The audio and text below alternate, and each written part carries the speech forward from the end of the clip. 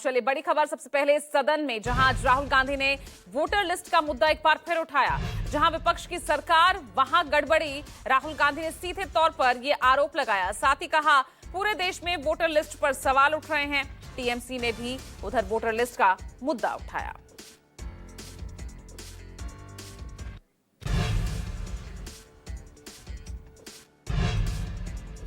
और बता दें आपको, आज वोटर लिस्ट का मुद्दा उठाते हुए राहुल गांधी सदन में नजर आए। हालांकि इस मुद्दे को लेकर विपक्ष एकजुट था, हंगामा भी खूब हुआ। सीधे तौर पर राहुल गांधी, नेता प्रतिपक्ष, उन्होंने आरोप लगाया कि पूरे देश में वोटर लिस्ट को लेकर सवाल उठ रहे हैं। उधर टीएमसी की भी तरफ से वोटर लिस्ट का मुद्दा लगातार पश्चिम बंगाल में उठाया जा रहा है और आज सदन में भी टीएमसी सांसद इस मुद्दे को जोर शोर से उठाते नजर आए। इस बीच इस मुद्दे पर विपक्ष की तरफ से जमकर हंगामा हुआ। एक मिनट सुनिए, मैंने आपको मौका दिया, माननीय मंत्री जी को मौका दिया, मैंने व्यवस्था दे दी।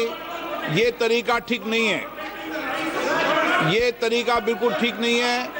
जो बात हुई उसके अनुकूल मैंने सारी चीजें की है। अब आप सीट पे बैठिए और आप ऐसा करेंगे तो ये उचित नहीं होगा। मैं फिर आपको बता दूँ। हाँ, वॉकआउट करिए।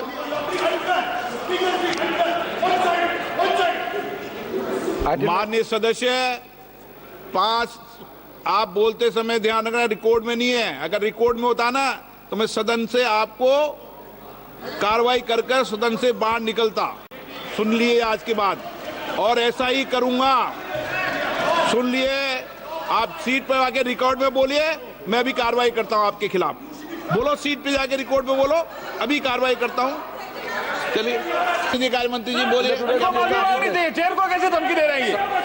दे are threatening to the chair. Sir, अभी जो माननीय लाइए प्रस्ताव, लाइए, तैयार कीजिए। दयानिधि मारन जी, सर मैं सर लाइए प्रस्ताव, लाइए। कदम में उठाता हूँ, लेकिन संसद की मर्यादा से सदन चलेगा।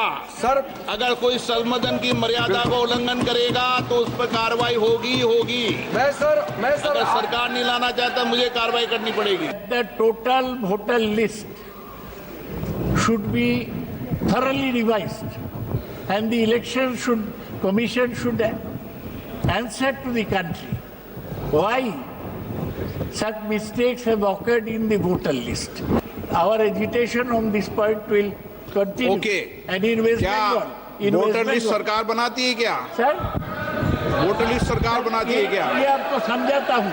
सर, एक सेकेंड, आप जानते हैं, आपने सही बात बोली कि वोटर लिस्ट क्या सरकार बनाती है। मैंने नहीं बोला नहीं, आपने बोला क्या, और आपने सही बोला कि सरकार वोटर लिस्ट नहीं बनाती है। मगर पूरे देश में वोटर लिस्ट पर सवाल उठ रहे हैं। हर स्टेट में, हर ऑपोजिशन के स्टेट में और महाराष्ट्र में black and white voter list पे सवाल उठे हैं। तो पूरा ऑपोजिशन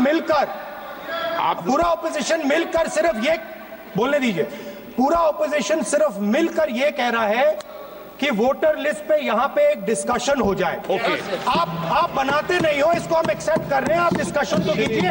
आनंद भदौरिया जी। Okay, good. हमको भी एडमिट दीजिए अध्यक्ष जी।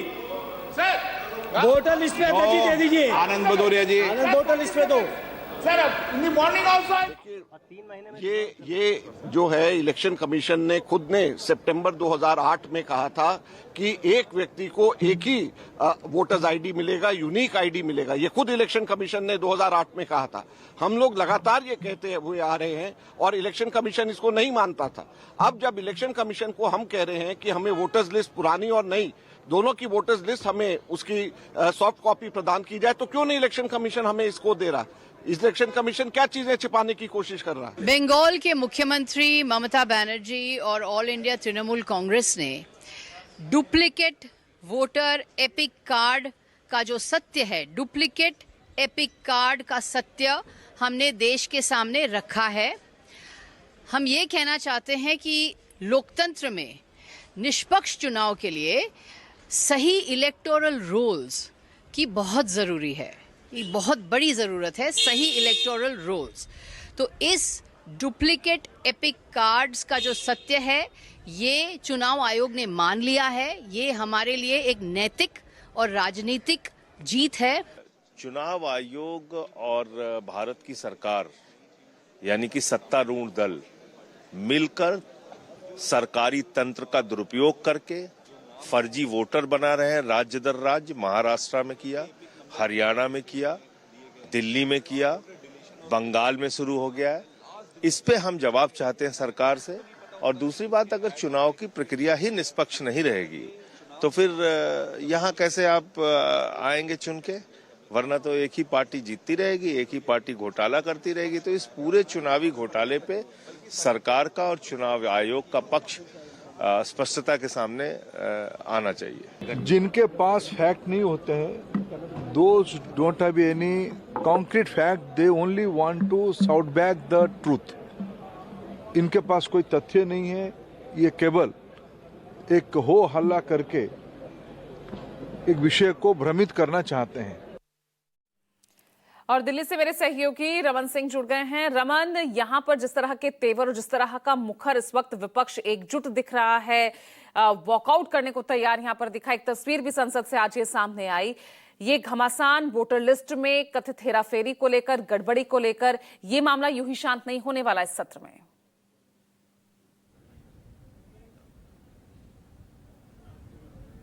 बिल्कुल आप सही कह रही हैं कि ये मामला यूं ही शांत नहीं होने वाला है, क्योंकि जिस तरीके से बजट सत्र के दूसरे भाग के पहले दिन ही आज हंगामा हुआ वोटर लिस्ट में गड़बड़ी को लेकर, राहुल गांधी से लेकर तमाम विपक्ष के सांसदों ने इस मुद्दे को उठाया और कहा कि तमाम जो विपक्षी दलों की सरकार है वहां पे वोटर लिस्ट में गड़बड़ी की बात आज सामने आती है। वोटर लिस्ट की जब विपक्षी दलों के साथ ऐसी स्थिति का सामना करना पड़ता है। हरियाणा की बात करें, महाराष्ट्र की बात करें, इससे पहले 1 महीने पहले राहुल गांधी ने दिल्ली में प्रेस कॉन्फ्रेंस की थी, जिस प्रेस कॉन्फ्रेंस में उद्धव ठाकरे गुट के शिवसेना के संजय राउत से लेकर सुप्रिया सूले भी मौजूद थी और उन्होंने महाराष्ट्र में भी वोटर लिस्ट में गड़बड़ी का मुद्दा उठाया और कहा कि आरोप लगाया कि लोकसभा चुनाव के लिए 5 साल में महाराष्ट्र में 32 लाख वोटर्स जोड़े गए, जबकि इसके 5 महीने बाद विधानसभा चुनाव के लिए 39 लाख वोटर्स को जोड़ा गया।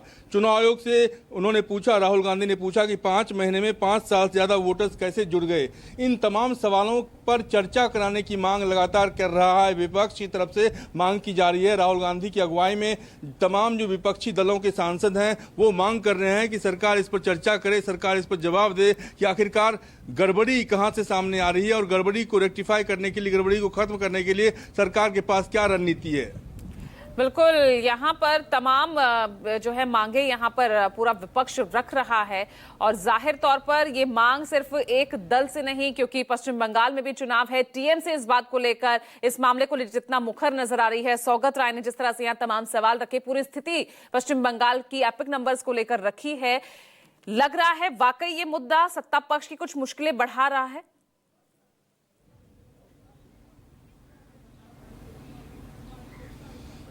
देखिए, इससे पहले इंडिया गठबंधन के बारे में ये कहा जाता था कि लोकसभा चुनाव को लेकर इंडिया गठबंधन बना है, लेकिन वोटर लिस्ट में गड़बड़ी के मामले पर जो जानकारी मिल रही है उस जानकारी के मुताबिक इंडिया गठबंधन की एक बैठक होने वाली है, जिस बैठक में वोटर लिस्ट में गड़बड़ी का मुद्दा जोर शोर से उठाया जाएगा। सरकार पर दबाव बनाने की कोशिश की जाएगी, सरकार पर दबाव बनाया जाएगा कि आखिरकार चुनाव आयोग की तरफ से जो गड़बड़ी सामने आ रही है उस गड़बड़ी को कैसे दूर किया जाए और इसको लेकर सरकार के पास क्या वो तथ्य है, क्या ठोस आश्वासन से काम नहीं चलेगा, ठोस बातें क्या है सरकार के पास। चलिए ठीक है, ये दबाव बनाने में विपक्ष कितना सफल होता है ये देखना होगा। बहुत बहुत शुक्रिया आपका रमन इस तमाम जानकारी के लिए। वहीं